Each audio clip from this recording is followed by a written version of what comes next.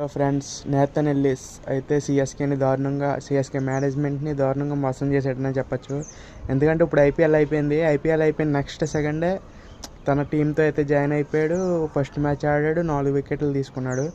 So one day match, మళ్ళీ T20 కూడా కాదు, 10 ఓవర్ల బౌలింగ్ చేయాలి.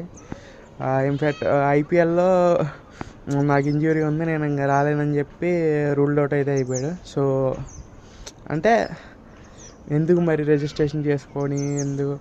ఓకే, ఇంజ్యూరీ ఉంటే తప్పులేదు, కానీ ఇంజ్యూరీ లేకుండా ఇంజ్యూరీ ఉందని అబద్ధం చెప్పి మరి అంత అవసరం ఏమొచ్చింది? సో దీని మీద మీరేమనుకుంటున్నారో కింద అయితే కామెంట్ చేయండి. అలాగే మ్యాథ్యూ షాట్ ఐపీఎల్లో అసలు పర్ఫామే చేయలే, ఇక్కడ మాత్రం 3 వికెట్లు తీసుకున్నాడు ఫస్ట్ మ్యాచ్లోనే. ఐపీఎల్ అయిపోయిన నెక్స్ట్ మూమెంట్. సో ఒక 10 రోజుల క్రితం లేని ఫామ్ ఇప్పుడు ఎక్కడి నుంచి వచ్చేసిందో నాకైతే అర్థం కావట్లా.